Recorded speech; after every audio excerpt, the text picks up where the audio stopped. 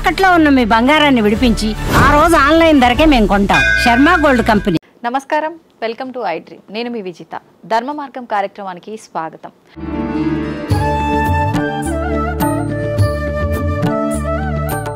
నమస్కారం అండి. నమస్కారం మా విజిత. ఒక చిన్న డౌట్, గాయత్రి మంత్రం దాన్ని మించిన గొప్ప ఏది లేదనే చెప్పాలి. ఎగ్జాక్ట్లీ.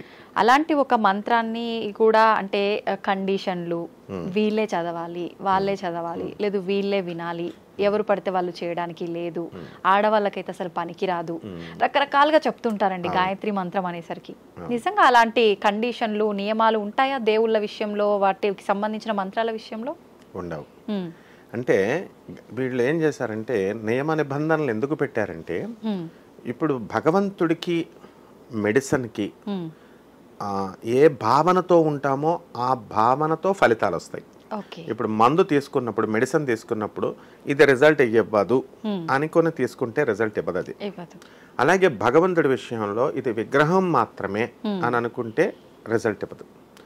భగవంతుడు అనగానే ఆల్ పెర్వేడింగ్, అన్ని సర్వవ్యాపకుడు, అలాగే ఓమ్నిసెంట్, ఓమ్నిపొటెంట్, అత్యంత శక్తివంతుడు అనేటటువంటి భావనతో, ఆల్ పవర్ఫుల్ అనేటటువంటి భావనతో చేసినప్పుడు అప్పుడు మాత్రమే ఆ రిజల్ట్ వస్తుంది. ఆ భావన, నమ్మకం ఉండాలి. Unshakeable faith. మళ్ళీ ఆ నమ్మకంలో చలించకూడదు, మళ్ళీ ఫస్ట్ నుంచి లాస్ట్ వరకు ఉండాలి అట్లా. అయితే ఈ గాయత్రి మంత్రం దగ్గరికి వచ్చేసరికి ఎందుకు ఆ రూల్స్ మన వాళ్ళు పెట్టారంటే, ఇప్పుడు ఫర్ ఎగ్జాంపుల్ వాళ్ళు శ్రద్ధ చూపించలేరేమో, స్నానం చేయాలా, మడి కట్టుకోవాలా, ఆడవాళ్ళు చేయకూడదు, శూద్రులు చేయకూడదు అంటే బ్రాహ్మణ్స్ ఆ కాలములో అంత శ్రద్ధతో, మడితో, ఆచారంతో, భక్తితో చేశారు కాబట్టి ఆ శ్రద్ధని వీళ్ళు ఎవరైనా సరే చూపించగలిగితే దే కెన్ డూ అని చెప్పారు. ఆ శ్రద్ధ, ఆ ఇంటెన్సిటీ వీళ్ళకి రావడం కష్టం కాబట్టి వీళ్ళు చేసేదానికంటే నష్టమే, లాభం కంటే నష్టమే ఎక్కువ ఉంటుందని వదిలేనాయన అన్నారు. అజప గాయత్రి చేసుకోండి అని ఈ మధ్యకాలంలో చెప్తున్నారు. అయితే ఇక్కడ ఏమిటంటే గాయత్రి అనేటటువంటి శక్తి, అమ్మవారు సాక్షాత్తు ఆమె స్త్రీ రూపం. ఆడవాళ్లే చేయకూడదని అనడంలో అర్థమే లేదు. నెక్స్ట్ రెండవది, ఆ తర్వాత వీళ్ళు నాన్ బ్రాహ్మిన్స్ చేయకూడదు, బ్రాహ్మిన్సే చేయాలి అనేది కూడా తప్పు. ఎందుకనంటే అగ్ని ఎలాగైతే మనం అగ్నిని ముట్టుకుంటామో, చిన్నపిల్లవాడైనా, బ్రాహ్మిన్ అయినా, నాన్ బ్రాహ్మిన్ అయినా, లేడీ అయినా, జెంట్ అయినా, ముసలివాడైనా, పిల్లవాడైనా ఎవరు ముట్టుకున్నా కాలుతుంది అది. సో చిన్నపిల్లవాడని తక్కువగా కాలడము, పెద్ద ఆయన అని చెప్పి ఎక్కువగా కాలడం ఇలాంటివి ఉండవు. తెలిసి ముట్టుకున్నా, తెలియక ముట్టుకున్నా కూడా కాలుతుంది. అలాగే గాయత్రి మంత్రాన్ని మనము సైంటిఫిక్ అప్రోచ్ తో చూడాలి. గాయత్రి మంత్రం is nothing but Einstein's formula. Einstein had extracted this formula from this మంత్ర. వాళ్ళు కూడా, విదేశీయులు కూడా మన యొక్క మంత్రాలని, అధర్వణ వేద శాస్త్రం అంతా ఇదే, వాళ్ళు మదించారు, చదివారు. ఇప్పుడు మా గురువు గారు చల్లా రాధాకృష్ణమూర్తి గారిని ఉండేవారు, రాజమండ్రిలో. వాడ్రేవ్ జమీందార్ అంటారు, బ్రాహ్మడు. ఆయన మ్యారేజ్ చేసుకోకుండా సాక్రిఫైస్ చేసి ఈ యొక్క మన వేదాలన్నింటినీ కూడా ఆయన పర్షియన్ భాషలో, రష్యన్ భాషలో ఇవన్నీ కూడా రీసెర్చ్ చేసుకుంటూ భాషల్లోకి మార్చారు. లెట్స్ ట్యూన్ విత్ ఆర్ఎం చల్లా అని ఒక కాలమే ఉండేది ఇండియన్ ఎక్స్ప్రెస్ లో. సో ఆయన ఈ రీసెర్చ్ భాగంలో ఏం చేశారంటే, ఈ గాయత్రి మంత్రాన్ని మనము ఏం చెప్తాం, ఓం భూర్భువస్సువః తత్సవితుర్వరేణ్యం భర్గో దేవస్య ధీమహి ధియో యోనః ప్రచోదయాత్. దీన్ని విడగొడితే కనుక ఓం భూహు భువః సువః తత్ సవితుః వరేణ్యం భర్గః దేవస్య ఇలా విడగొడతాం. ఓం భూహు అంటే మాసప్తి అర్త్ అంటే భూమి, మా ద్రవ్యరాశి, భూమి యొక్క ద్రవ్యరాశి, మా భూమి యొక్క బరువు, mass of the earth, which is denoted by small m in physics. ఓం భూహు భువః సువః తత్ సవితుః. సవిత్రుడు అంటే సూర్య భగవానుడు. సవిత్ శక్తి అంటే సూర్యుని యొక్క శక్తి, కాంతి, కాంతి వేగము, velocity of light, which is denoted by small c in physics. అందువలన ఓం భూహు భువః సువః తత్ సవితుః వరేణ్యం అంటే స్క్వేర్ అని అర్థం సాంస్క్రిట్లో. ఎంసీ స్క్వేర్ ఎప్పుడైతే m into c square multiply చేస్తామో ఆటోమేటిక్గా క్యాపిటల్ ఈ ఎనర్జీ వచ్చేస్తుంది. ఇదే ఐన్స్టీన్స్ ఫార్ములా. అంటే తెలిసి చేసినా, తెలియక చదివినా ఈ గాయత్రి మంత్రాన్ని, ఆడవాళ్ళు చదివినా, మామూలు వాళ్ళు చదివినా, ముసలివాళ్ళు చదివినా, పిల్లలు చదివినా, బ్రాహ్మణ్ చదివినా, నాన్ బ్రాహ్మణ్ చదివినా, ఎవరు చదివినా ఈ శక్తి ఆటోమేటిక్ వచ్చేస్తుంది. ఎందువలనంటే ఈ మంత్రంలో ఉన్న పవర్. నా గాయత్ర్యాహ పరం మంత్రం నా మాతుహు పరదైవతం అన్నారు. అంటే గాయత్రిని మించిన మంత్రాలు మనకి వేల కోట్ల మంత్రాలు ఉన్నాయి.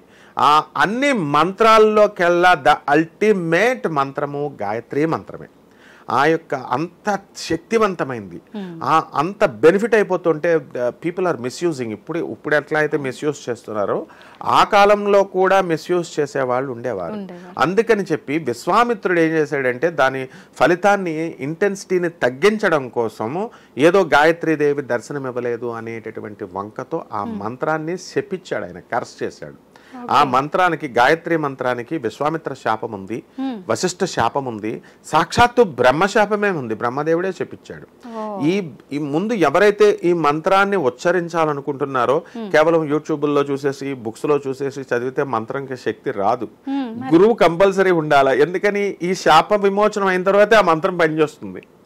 గురుపదేశం తర్వాతే డెఫినెట్ గా దేనికైనా సరే. ఒక తాపి మేస్త్రి ఉన్నాడు, ఆ విద్యను నేర్పేవాడు వాళ్ళ గురువు, ఆయన పెద్ద మేస్త్రి గారు. కార్పెంటర్ ఉంటాడు, ఈయనకి విద్య నేర్పిన వాడు వాళ్ళ గురువు, వాళ్ళ గురువులు. అలాగే ఈ మంత్రశాస్త్రంలో మనకి టీచర్స్ ఎట్లాగో చదువులో, స్కూళ్ళల్లో, ఈ మంత్రశాస్త్రానికి కూడా సేమ్ అనమాట. అలా లేకపోతే ఏమవుతుందంటే ఆ విద్య వికసించదు. ఆ గురువు ఎవరు అనే కన్ఫ్యూజన్ లో వీళ్ళు ఉండొచ్చు. మళ్ళీ మనుషులేమో గురువు అంటే మరి వాళ్ళు డబ్బులు అడుగుతారేమో అని భయంతో వీళ్ళు మంత్రాలకు చేసుకోకపోవచ్చు. గురువు ఎవరో కూడా డిఫైన్ చేసింది పురాణం. ఆది గురువు పరమేశ్వరుడు. ఆయన సాక్షాత్తు దక్షిణామూర్తిగా వచ్చి ఆయన మౌన ముద్రలతో, వితౌట్ వర్డ్స్, సనక సనందన ఋషులకే డౌట్స్ ని క్లారిఫై చేశాడు. అలాగే బ్రహ్మ, విష్ణు, మహేశ్వరులు ముగ్గురుగా కలిసి వచ్చి ఏకత్రయ రూపంలో గాణగాపురంలో దత్తాత్రేయ స్వామి వారిగా వెలిశారు. చెంబు పట్టుకొని, కమండలాన్ని పట్టుకొని, మాల పట్టుకొని బ్రహ్మ, విష్ణు, మహేశ్వరులను మనం పట్టుకోలేం. కానీ ఆయన ఇవి పట్టుకొని భూమి మీదకి డైరెక్ట్ వచ్చి I am the teacher, I am your teacher అని చెప్తుంటే మనం పిచ్చోళ్ళం, మనం ఆయన తెలుసుకోలేకపోతున్నాం. గాణగాపురంలో వెళ్తే అక్కడ గురుస్థానంలో ఆ ఔదుంబర వృక్షం కింద కొన్ని వందల మంది బుక్స్ పట్టుకొని తపస్సులు చేస్తున్న, చాంటింగ్ చేస్తూ ఆ మంత్రాలను జపిస్తూ ఉంటారు. వాళ్ళు పారాయణ చేస్తూ ఉంటారు, గురుచరిత్ర పారాయణ. It is a university. Ganagapur అనేది ఒక యూనివర్సిటీ. ఆ యూనివర్సిటీలో వీళ్ళంతా కూడా అక్కడ ప్రతి ఒక్కడు ఒక ఋషితో సమానం. అంత కాన్సన్ట్రేషన్తో చేస్తారు వాళ్ళు, వాళ్ళ మైండ్ డైవర్ట్ అవ్వదు. సో దత్తాత్రేయుడు ఒక గురువు. భగవద్గీతని సాక్షాత్తు అర్జునుడికి చెప్తున్నాను అనే మిషతో ప్రపంచంలో ఉన్నటువంటి మన అందరి ఆత్మలు కూడా ఉద్ధరించబడాలి, బ్యాక్ టు గాడ్ హెడ్, మనం మళ్ళీ తిరిగి భగవంతుడి దగ్గరికి వెళ్ళాలి అన్న ఉద్దేశంతో శ్రీకృష్ణ పరమాత్మ ఫ్రీగా చెప్పాడు మనకి. ఆయన జగద్గురువు. అందుకే వసుదేవ సుతం దేవం కంసచాణూరమర్దనం దేవకీ పరమానందం కృష్ణం వందే జగద్గురు అన్నారు. వీళ్ళు గురువులు. ఆ జగద్గురువు ఆది శంకరాచార్యులు వారు వచ్చారు, ఆయన జగద్గురువు. జగద్గురువులు రామానుజాచార్యులు వారు వచ్చారు, మధ్వాచార్యులు వారు వచ్చారు. ఎవరికి దండం పెట్టుకున్నా మనం ఈ మంత్రంని మనం చక్కగా వెళ్ళొచ్చు. కాబట్టి ఫస్ట్ ఏంటంటే గురువు దొరికేశాడు మనకి. ఇక మంత్రోచ్చారణ మనం ప్రారంభించేసుకోవచ్చు. ఇప్పుడు ఈ శాప విమోచనం డ్యూటీ వాళ్ళు చూసుకుంటారు, అయిపోయింది. ఇక మంత్రం చాంటింగ్ చేస్తే ఈ గాయత్రి మంత్రంలో 24 అక్షరాలు ఉంటాయి. ఈ 24 అక్షరాలకి 24 దేవతలు ఉన్నారు. ఇంద్రుడు, అగ్ని, యముడు, నైరుతి, తర్వాత శ్రీరాముడు, ఇలా అన్ని బీజాలతో కూడింది. ఉదాహరణకి క్లీం బీజం ఉందనుకో. క్లీం బీజము అనేటటువంటిది శ్రీకృష్ణ పరమాత్మకి, కాళికాదేవికి ఆకర్షణ బీజం అంటాం. బ్లూమ్ బీజం ఉందనుకోండి, బ్లూమ్ బీజము అనేటటువంటిది యోని బీజం, కామాఖ్య అమ్మవారి బీజం. ఇలా మంత్రశాస్త్రంలో హ్రీం బీజము అనేటటువంటిది శక్తి బీజం, పరమేశ్వరి పార్వతిది, దుర్గది. అలాగే ఐం బీజం సరస్వతిది. అలాగే ఈ యొక్క శ్రీం బీజం అందరికీ కావలసిన లక్ష్మీదేవిది, క్రియాశక్తి. ఈ బీజాలన్నీ ఈ గాయత్రి మంత్రంలో ఉన్నాయి. అం ఆం ఇం ఇం క్షం అక్షరమాలే అక్షరమాలం కృతే ఐం వదవద వాగ్వాదిన్యై స్వాహ అన్నారు. అం బీజం నుంచి క్షం బీజం వరకు ఎన్ని బీజాలైతే సృష్టిలో ఉన్నాయో అన్ని బీజాలు ఈ గాయత్రి మంత్రంలో ఉన్నాయి. కాబట్టి ఈ గాయత్రి మంత్రం అనేటటువంటిది చాలా ఎన్ఛాంటింగ్ అనమాట, అసలు wonderful and the most powerful.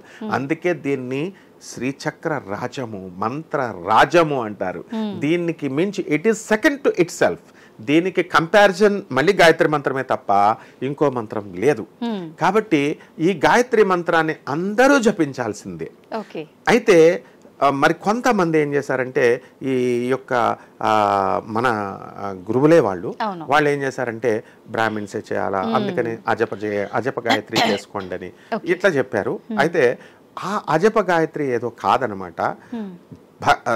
దేవీ భాగవతంలో అనేటువంటి మొదటి శ్లోకమే అది. ఓం సర్వ చైతన్య రూపాం తాం ఆద్యాం విద్యాం చ ధీమహి బుద్ధిం యోన ప్రచోదయాత్. అంటే సర్వ చైతన్యం అంటే మనలో ఇప్పుడు చైతన్యం ఉంది, కదిలే శక్తి. దేవతల్లో కానీ మనలో కానీ ఆ చైతన్య శక్తి ఏదైతే ఉందో అదే అమ్మవారు. శివుడిలో ఉన్నటువంటి చైతన్య శక్తి పార్వతి, బ్రహ్మలో ఉన్నటువంటి చైతన్య శక్తి సరస్వతి, విష్ణువులో ఉన్నటువంటి చైతన్య శక్తి మహాలక్ష్మి. కాబట్టి అదంతా టోటల్గా మనలో కూడా ఉంది ఆ చైతన్య శక్తి. అది ఎవరో కాదు అమ్మవారే. తర్వాత సర్వ చైతన్య రూపం ఆది విద్యలకి అన్నిటికీ ఏ మహాశక్తి అయితే ఉందో ఆ మహాశక్తి నా బుద్ధిని సరైనటువంటి మార్గముల వైపు ప్రేరేపించుగాక అన్నదే ఈ గాయత్రి మంత్రం అర్థం. ఈ అజప గాయత్రి అయినా గాయత్రి మంత్రం ఏం చెప్తున్నా, ఓ భూర్భువస్వ తత్సవితుర్వరేణ్యం భర్గో దేవస్య ధీమహి ధియో యోన ప్రచోదయాత్ అన్నాం కదా. ఏ శక్తి అయితే సృష్టిస్తుందో, ఏ శక్తి అయితే పాలిస్తుందో, స్థితి చేస్తుందో, ఏ శక్తి అయితే లయం చేస్తుందో, ఈ శక్తి నా బుద్ధిని సరైనటువంటి మార్గాల వైపు ప్రేరేపించుగా అన్నదే మీనింగ్. కానీ అందులో ఎట్లా అయితే మంత్రాలు సంపుటీకరణ చేశారో ఆ మంత్రాలు అనేటటువంటివి ఏం చేస్తాయంటే ఒక విధమైనటువంటి శక్తిని విడుదల చేస్తాయి. సపోజ్ ఇప్పుడు సరిగమ పదనిసలు ఉన్నాయి, ఒక తీగ లాగితే సా వస్తుంది, ఇంకో దాన్ని లాగితేనే రీ అని వస్తుంది, అంతేగాని ఫస్ట్ లాగితే రీ అని రాదు. ఈ కాంబినేషన్ ఆఫ్ ఈ వర్డ్స్ సిలబుల్స్ దీని ఒక శక్తిని ఉత్పన్నం చేస్తాయి. సౌండ్ సిలబుల్స్ అంటే గట్టిగా మనము శ్రావ్యంగా పాడినప్పుడు దాన్ని సౌండ్ అన్నాం. నాయిస్ అని అప్పుడంటాము, ఆర్ట్గా చేసి ఇష్టం వచ్చినట్టుగా గట్టిగా అరిచినప్పుడు నాయిస్ అని సైన్స్లో ఫిజిక్స్లో చదివాం మనం. అలాగే ఏ అక్షరాలు కంబైన్ చేస్తే మనకి ఈ లోపల ఉన్నటువంటి ఈ మన శరీరం అంతా కూడా సెల్స్ కణాలతో ఉన్నాం. ఆ కణాల group of cells is called as tissue and group of tissue is called as a gland and every gland is associated with one hormone. ఈ కణాలు అనేటటువంటివి టిష్యూ అనేది గ్లాండ్ నుంచి సెక్రెషన్ అనేటటువంటి జరుగుతుందో, ఈ మనం చేసేటటువంటి ఈ సౌండ్ వైబ్రేషన్స్ వల్ల ఈ సెల్స్ యాక్టివేట్ అవుతాయి. ఈ గ్లాండ్స్ యాక్టివేట్ అయ్యి సెక్రెషన్ ని రెగ్యులేట్ చేస్తాయి. అంటే చాలా మందిలో చుట్టలు తాగేటటువంటి వాళ్ళకి ఓవర్ సెక్రెషన్ అవుతుంది, నోట్లో నుంచి ఉమ్ము ఎక్కువ వస్తుంది వాళ్ళకి, అది ఓవర్ సెక్రెషన్ అంటారు. పిల్లలు లేనటువంటి వాళ్ళకి under secretion problem. Under secretion ఉన్న ఓవర్ సెక్రెషన్ ఉన్న మనిషి వైజ్ డెసిషన్స్ తీసుకోలేడు, అన్కంఫర్టబుల్ గా ఉంటాడు, ఇరిటేషన్ వచ్చేస్తుంది. సో ఎప్పుడైతే ఈ రెగ్యులేట్ చేస్తామో ఆ రెగ్యులేట్ చేసినప్పుడు మనిషి ప్రశాంతంగా ఉండి వైజ్ డెసిషన్స్ తీసుకోగలుగుతాడు. ఆ యొక్క ప్రశాంతతని ఇచ్చేటటువంటిది ఈ గాయత్రి మంత్ర ఉచ్చారణ. ఆ ఏ మంత్రాలైతే మనకి క్షేమం చేస్తాయో, ఏ మంత్రాలైతే మనకి హాని చేస్తాయో అవన్నీ కూడా ఋషులు రీసెర్చ్ చేసి ఆ యొక్క సిలబల్స్ ని కంబైన్ చేశారు. ఓం నమ శివాయ పంచాక్షరి మంత్రం. అర్జునుడు దాన్ని జపం చేస్తే పాశుపతాస్త్రాన్ని సాధించాడు. అలా ప్రతి మంత్రానికి ఒక్కొక్క శక్తి ఉంటుంది. సో అల్టిమేట్ గా ఈ యొక్క బ్రహ్మాస్త్రం అనేటటువంటిది ఫైనల్ మంత్రం అనమాట, ఫైనల్ యంత్రం. ఆ బ్రహ్మాస్త్రం ఏదో కాదు, ఈ గాయత్రి మంత్రమే. ఇది రివర్స్ లో చదవాలన్నమాట. ఇప్పుడు మనకి దేవి ఖడ్గమాల ఉంది. ఓం మనము లాస్ట్ నుంచి ఓం ఐం హ్రీం శ్రీం గరిమా సిద్ధే లఘుమా సిద్ధే మహిమా సిద్ధే వరుసలో చదువుకుంటూ వెళ్ళిపోయిన తర్వాత లాస్ట్ లెటర్ నుంచి లాస్ట్ వర్డ్ నుంచి మళ్ళీ ఫస్ట్ వర్డ్కి అనుమాన విలోమ అంటాం. అంటే ఫస్ట్ నుంచి చదివేది proportionality, direct proportionality and inverse proportionality. ఆ విధంగా ఈ బ్యాక్ నుంచి ఫస్ట్ వర్డ్ చదివేదే గాయత్రి మంత్రమే బ్రహ్మాస్త్రం. అంటే అంత శక్తి ఉంటుంది ఈ మంత్రాన్ని. ఫస్ట్ నుంచి లాస్ట్ వరకు చదవచ్చు, మళ్ళీ రివర్స్ ఆర్డర్లో లాస్ట్ లెటర్ నుంచి ఫస్ట్ ఆర్డర్ వరకు చదవచ్చు. సో ఆ విధంగా చదివినప్పుడు మనకి ఫస్ట్ లెటర్ నుంచి లాస్ట్ లెటర్ వరకు చెప్పినప్పుడు లోక కళ్యాణం చేయొచ్చు. లాస్ట్ లెటర్ నుంచి ఫైనల్ వరకు వెళ్ళినప్పుడు రుద్రశక్తి మనకి విడుదలై విధ్వంసకర శక్తులు వస్తాయి మనకి. వాళ్ళు పీపుల్ ఇంకా వాళ్ళ ఇష్టాన్ని బట్టి ఉంటుంది. పీపుల్ అప్పుడు ఏం చేసేవారంటే ఈ చేతబళ్ళు చిల్లంగులు ఇలాంటివన్నీ కూడా సమాజానికి హానికరం చేస్తున్నారు. కాబట్టి అప్పుడు బ్రహ్మదేవుడు ఇంటర్ఫియర్ అయ్యి ఇంత శక్తి విడుదలైతే తప్పు. ఎందుకనంటే ప్రమాదం అని చెప్పి దానికి శాపాలు పెట్టి కంట్రోల్ చేశారు. ఆ విధంగా exothermic reaction and endothermic reaction, ఇది హీట్ని కూడా అబ్జార్బ్ చేస్తుంది endothermic reaction, and exothermic reaction ఏంటంటే హీట్ని విడుదల చేస్తుంది. ఈ మంత్రానికి ఆ రెండు శక్తులు ఉన్నాయన్నమాట. అందువలన దీన్ని 24 దేవతలు, తర్వాత ఈ యొక్క బీజాలు, అసలు సృష్టిలో ఉన్నటువంటి అన్ని బీజాలు కలిసినటువంటి ఏకైక మంత్రరాజము గాయత్రి మంత్రం. ఈ అమ్మవారిని మించిందే లేదనమాట. ఈ అమ్మవారు ఎవరో కాదు, తెల్లవారుజామున సంధ్యాదేవి సాయంత్రం అంటాము, మార్నింగ్ తెల్లవారుజామున బ్రాహ్మీ ముహూర్తంలో గాయత్రి అంటాం, మధ్యాహ్నం సరస్వతి అంటాం, అండ్ ఈవినింగ్ అయినా సంధ్యాదేవి అంటాం. బ్రాహ్మీ శక్తి అనమాట. మనకి జ్ఞానాన్ని, ఓజస్సుని, తేజస్సుని, ఇంకా విజ్డమ్ని, బుద్ధిని, యశస్సుని, కీర్తిని, మన అంగవైకల్యపు ఆలోచనల్ని, వికృత ఆలోచనల్ని, everything she removes and she blesses us, she endows our blesses. ఎలా అంటే ఇంకా ఆల్ ప్రాస్పెరిటీని ఇస్తుంది, all health, wealth, everything what not. ఆమెకు అసాధ్యమైనది లేదు. అన్ని మనం అడిగేది చాలా తక్కువ, కానీ ఆమె మనకి ఇచ్చేదే చాలా ఎక్కువ అనమాట. అంత బ్లెస్ చేస్తుంది, అంత శక్తి ఈ మంత్రంలో ఉంది. నిజంగా గాయత్రి మంత్రం చాలా శక్తివంతమైంది అని విన్నాం, కానీ నేనైతే ఇంత ఉంటుంది దాని వెనకాల డెప్త్ అని ఫస్ట్ టైం వింటున్నా అండి. నిజంగా థ్యాంక్ యూ అండి, థ్యాంక్ యూ వెరీ మచ్. చాలా ఎంత మంచి ఎక్స్ప్లెనేషన్ అంటే చాలా అద్భుతంగా ఎక్స్ప్లెయిన్ చేశారు. థ్యాంక్ యూ అండి, థ్యాంక్ యూ వెరీ మచ్.